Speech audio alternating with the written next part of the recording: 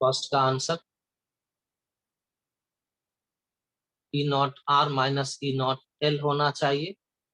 तो E naught cell cathode minus anode, देखिए right side में कैथोड सिल्वर का है तो लिखेंगे E naught AG plus AG minus copper का एनोड है तो E naught C U two plus C U. और ध्यान से देंगे अभी पहले ही किए थे हम लोग कि जब भी इलेक्ट्रोड पोटेंशियल लिखना हो, चाहे कैथोड हो चाहे एनोड हो, ऑक्सीडाइज से रिड्यूस्ड फॉर्म, ऑक्सीडाइज्ड से रिड्यूस्ड फॉर्म ही हमेशा लिखा जाता है। और नीचे भी देखिएगा सारा वैल्यूज को देखिए, सब जो भी स्टैंडर्ड इलेक्ट्रोड पोटेंशियल का वैल्यूज दिया हुआ है सब में ऑक्सीडाइज्ड फॉर्म और बाद में रिड्यूस्ड फॉर्म। इसी यही आईयूपीएसी का कन्वेंशन है कि इलेक्ट्रोड पोटेंशियल को हमेशा जब भी रिप्रेजेंट करेंगे पहले ऑक्सीडाइज्ड बाद में रिड्यूस्ड फॉर्म। अब वैल्यूज खोज लीजिए। एजी प्लस एजी का वैल्यू है 0.80 माइनस कॉपर का वैल्यू है 0.34 वोल्ट। तो आंसर हो गया 0.46 वोल्ट। फर्स्ट का आंसर हो गया, फर्स्ट मतलब ए का आंसर हो गया ये। B E naught cell equal to, फिर से वही, वो तो फॉर्मूला तो फिक्स है कि cathode minus anode, cathode anode को देखकर पहचान लिए। तो अब यहाँ लिखेंगे E naught Z N two plus Z N minus E naught L three plus L. Values को रखिए, ये वैल्यू है -0.76 माइनस, और एल्यूमिनियम इलेक्ट्रोड का वैल्यू दिया है -1.66। तो दिस विल बी -0.76 और इधर प्लस हो जाएगा 1.66 वोल्ट।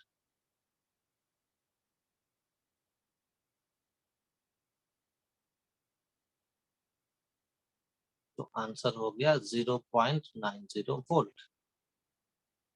ऐसे ही आप ए बी सी डी सबका काम कर लेंगे।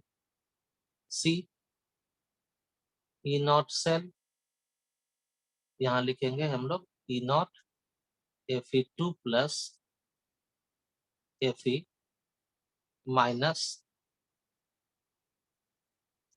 और लेफ्ट में है जिंक ना, तो Zn2 प्लस Zn। वैल्यूज को रखिए -0.44 वोल्ट, और माइनस जिंक का वैल्यू तो -0.76 volt.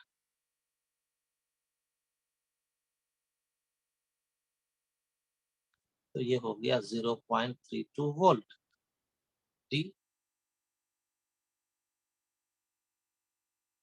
E naught cell equal to E naught Cu2 plus Cu minus hydrogen electrode यानी कि ई नॉट H प्लस H2, और वैल्यूज को पुट कीजिए 0.34 वोल्ट माइनस 0.00 वोल्ट, तो आ गया 0.34 volt.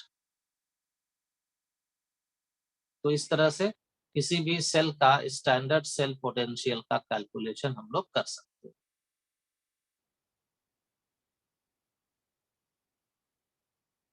How to write cell reaction from a given cell.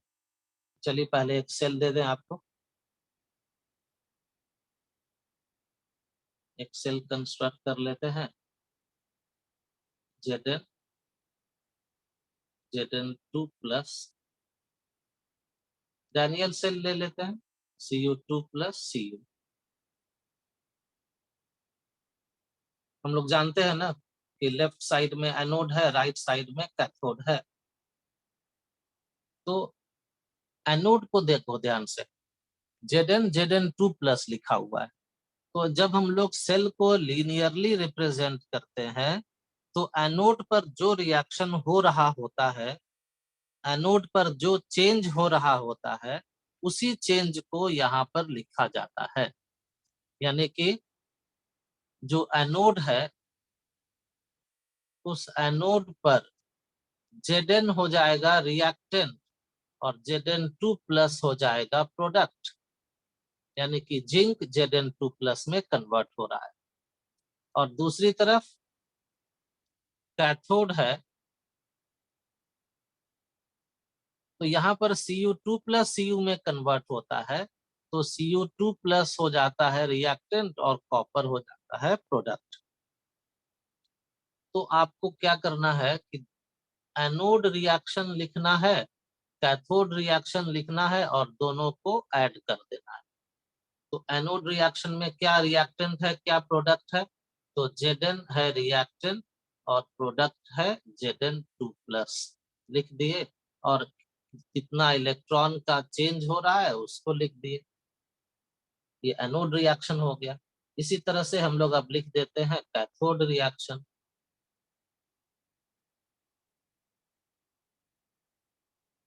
Cathode reaction में देखो reactant R लिखा है Cu2 के नीचे, तो Cu2 रिएक्टेंट है।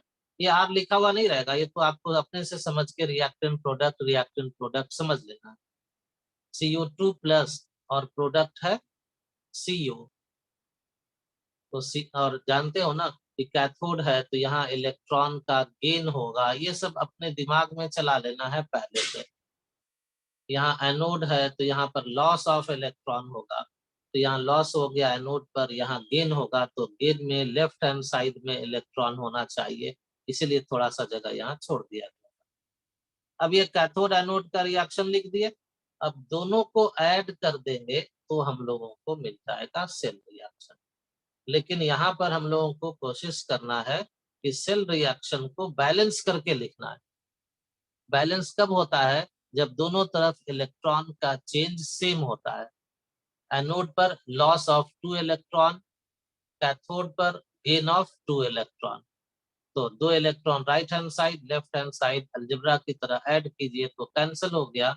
तो बचा क्या, वही हो गया cell reaction, Zn plus Cu2 giving Zn2 plus.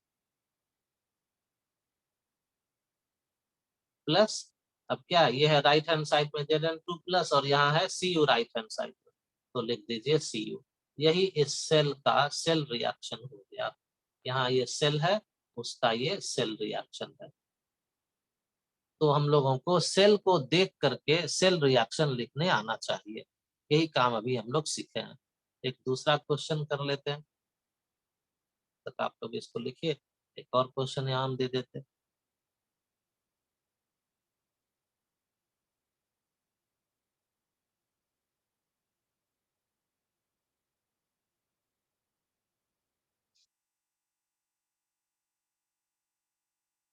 H2 H+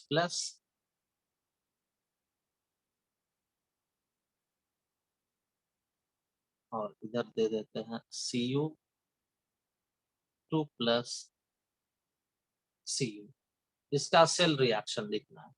तो फिर आप पहले की तरह ही पहले एनोड रिएक्शन लिखिए और फिर कैथोड रिएक्शन लिखिएगा। कोई भी रिएक्शन पहले लिख सकते हैं, कैथोड या एनोड। चलो इस बार कैथोड पर लिख लेते हैं। तो चलो पहले कैथोड रिएक्शन ही लिख देते हैं। कौन लिखना है पहले, इसके लिए कोई रूल नहीं है, आप किसी रिएक्शन को पहले किसी को बाद में लिख सकते हैं। कैथोड रिएक्शन तो देखो पहचान लेना है वैसे ही, H2 reactant, H+ product, Cu2 reactant, Cu product. तो कैथोड है ना राइट साइड में, अब ये चेंज को लिख देना, ये कैथोड का पर होने वाला रिएक्शन है। Cu2 गेन किया 2 इलेक्ट्रॉन कन्वर्ट हो गया Cu में, एक हाफ रिएक्शन खत्म हो गया। दूसरा हाफ रिएक्शन तो एनोड रिएक्शन लिखते हैं। यहाँ पर देखो रिएक्टेंट है H2 और प्रोडक्ट है H प्लस, तो लिख दीजिए H2 से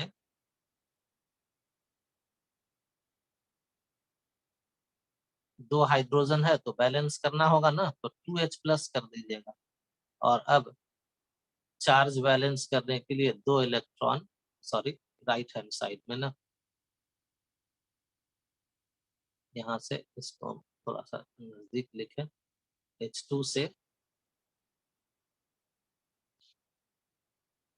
H प्लस में कन्वर्ट हो रहा है।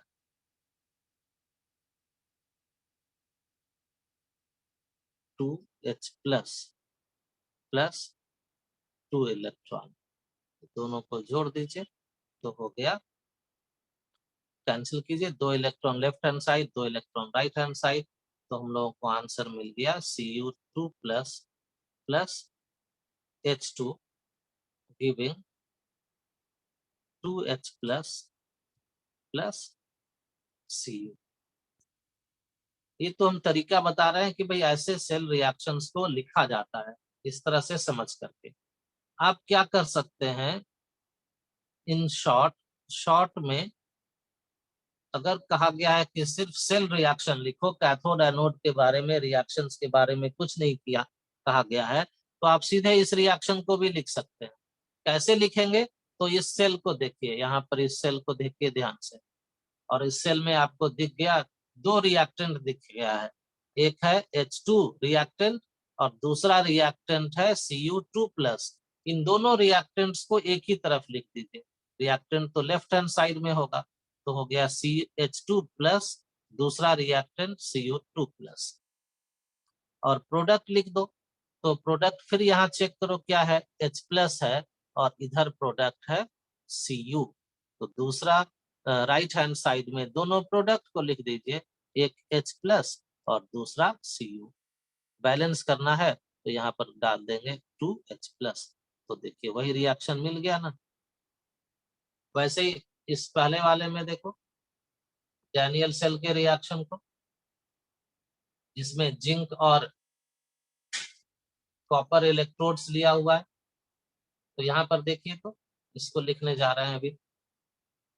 तो दोनों रिएक्टेंट को देखो, पहला रिएक्टेंट है Zn, दूसरा रिएक्टेंट है Cu2 प्लस, लिख देते हैं दोनों को, Zn plus Cu2 plus. Right hand side में यानी कि प्रोडक्ट साइड में, तो फिर दोनों प्रोडक्ट को खोजो, एक प्रोडक्ट Zn2 प्लस, दूसरा प्रोडक्ट है कॉपर, तो यहाँ लिख दीजिए Zn2 प्लस प्लस कॉपर, और इसको कंपेयर कीजिए इससे, देखिए तो सेम रिएक्शन है ना, जैसा इक्वेशन यहाँ लिखा हुआ है वैसा ही इक्वेशन यहाँ पर भी लिखा हुआ है।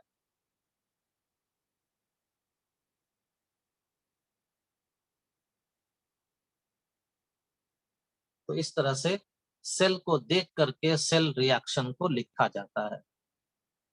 फिर अब इस पर कुछ क्वेश्चन देते हैं, उस क्वेश्चन को आप सॉल्व कीजिए।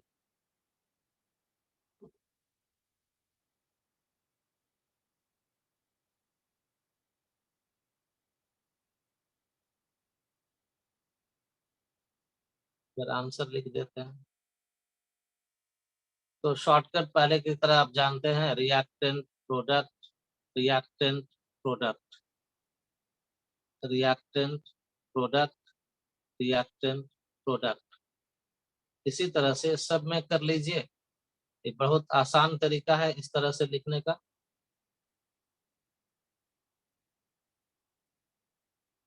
तो दोनों रिएक्टेंट को एक तरफ लिख दिए, Fe प्लस Cu2 प्लस, और राइट हैंड साइड में कर दिए products Fe2 plus and Cu। Second Li reactant है, F2 रिएक्टेंट है, तो Li प्लस F2, तो राइट हैंड साइड में हो जाएगा Li plus and F minus. Fluorine को बैलेंस करेंगे तो 2F माइनस कर देंगे, और चार्ज बैलेंस करना है तो 2Li प्लस भी करना होगा, तब ना +2 चार्ज और -2 चार्ज, और इधर कर देना होगा लिथियम। इसी तरह से बाकी तीनों का काम कर लीजिएगा आप।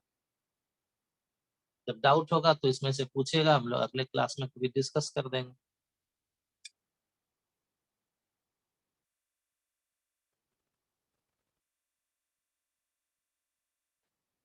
एग्जाम्पल ले लीजिए।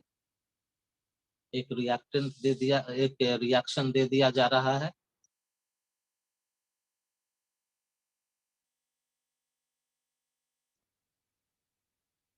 Fe प्लस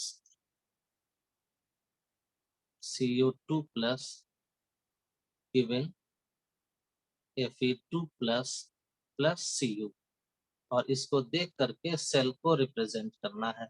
सबसे पहला काम जो आपको करने आना चाहिए कि यहाँ पर ये पता कर लें कि ऑक्सीडेशन कहाँ हो रहा है और रिडक्शन कहाँ हो रहा है, मतलब कौन एनोड है कौन कैथोड है। तो यहाँ पर Fe है 0 में, और यहाँ पर Fe है +2 में, है ना, प्रोडक्ट में +2 में। तो 0 से +2 इंक्रीज इन ऑक्सीडेशन नंबर, तो ये हो गया ऑक्सीडेशन। और ऑक्सीडेशन कहाँ पर होता है, तो हम लोग को मालूम है कि एनोड पर होता है। और दूसरा हो गया Cu2 प्लस से Cu2 प्लस में ऑक्सीडेशन नंबर +2 है, और यहाँ ऑक्सीडेशन नंबर 0 है, तो ये हो गया रिडक्शन।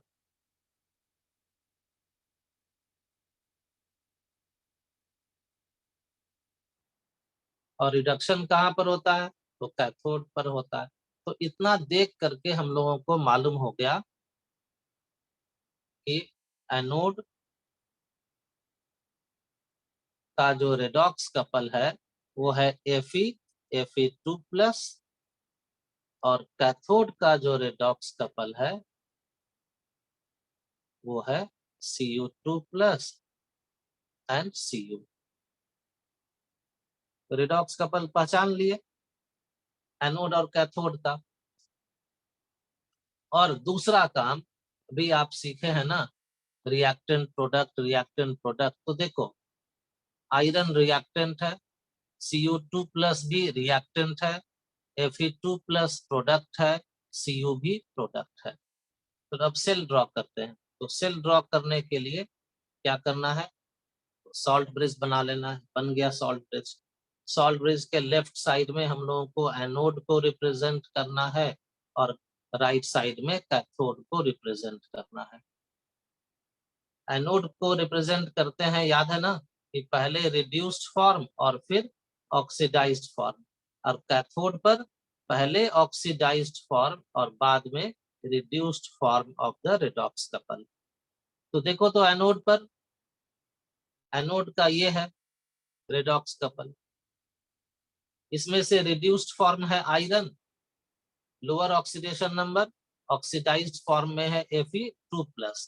तो देखिए, है ना, रिड्यूस से ऑक्सीडाइज्ड फॉर्म, तो लिख दीजिए Fe2 प्लस।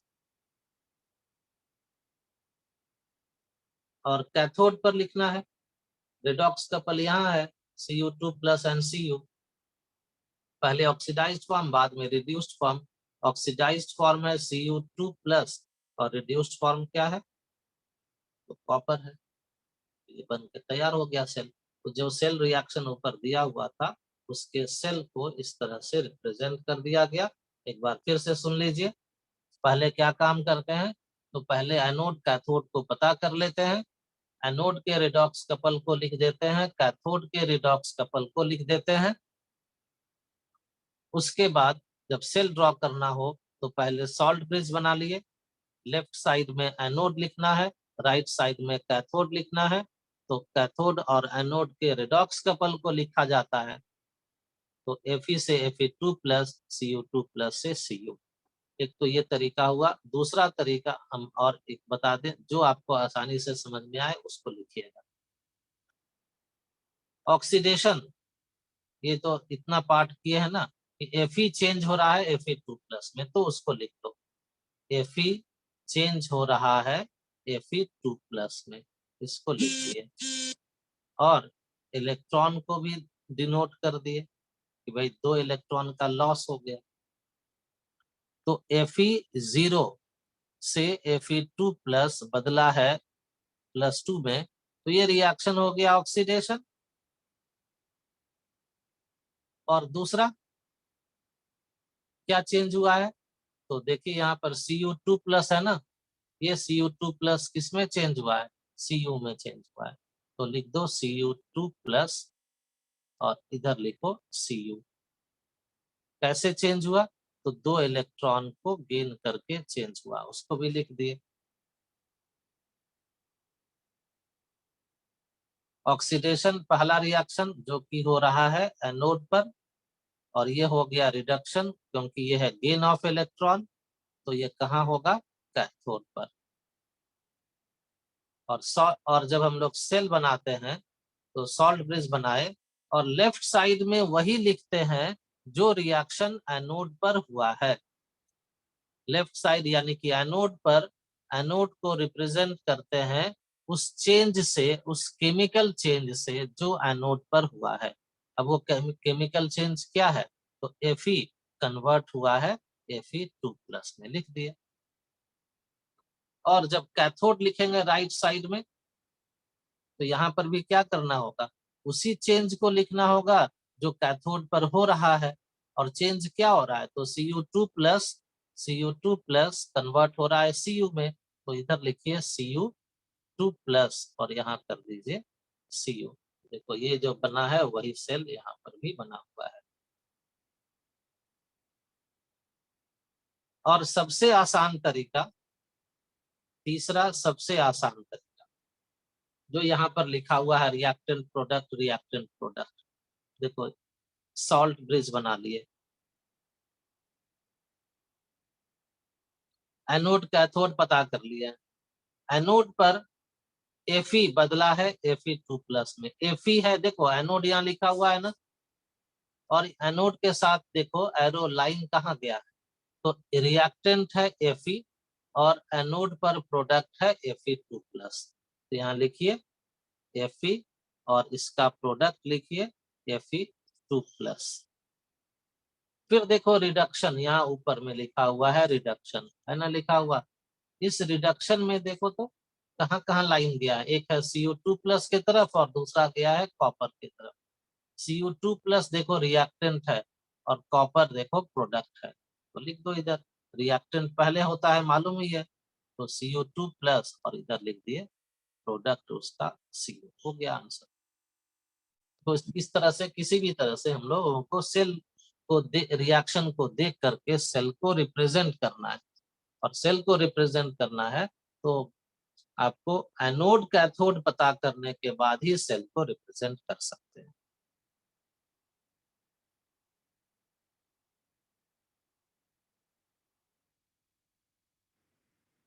चलो इसको आंसर लिखते हैं, एकदम शॉर्टकट मेथड से आंसर लिख देते हैं। जिंक है रिएक्टेंट, Ag+ है प्रोडक्ट, सॉरी दूसरा रिएक्टेंट, Ag है पहला प्रोडक्ट, Zn2+ है दूसरा प्रोडक्ट। Zn कन्वर्ट हुआ Zn2+ में, ऑक्सीडेशन नंबर 0 से बढ़ करके +2 हो गया, तो ये हो गया ऑक्सीडेशन। और ऑक्सीडेशन होने का मतलब है कि ये हो गया एनोड। तो मालूम हो गया कि जिंक एनोड है।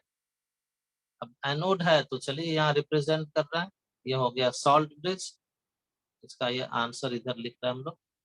ये सॉल्ट ब्रिज हो गया, और इस सॉल्ट ब्रिज के लेफ्ट साइड में एनोड बनाना है। एनोड जिंक का है और रिएक्टेंट है देखो Zn, तो यहाँ लिखो Zn, प्रोडक्ट है Zn2+, तो लिख दिए Zn2+। जिंक एनोड हो गया तो सिल्वर कैथोड होना ही होना है, क्योंकि ऐसे भी देखिए +1 से 0 हो गया, रिडक्शन हो गया, रिडक्शन का मतलब ये हो गया कैथोड। तो देखो रिएक्टेंट क्या है कैथोड का, तो रिएक्टेंट है Ag+, प्रोडक्ट क्या है Ag है, तो लिखते हैं पहले रिएक्टेंट बाद में प्रोडक्ट, तो रिएक्टेंट क्या होगा, Ag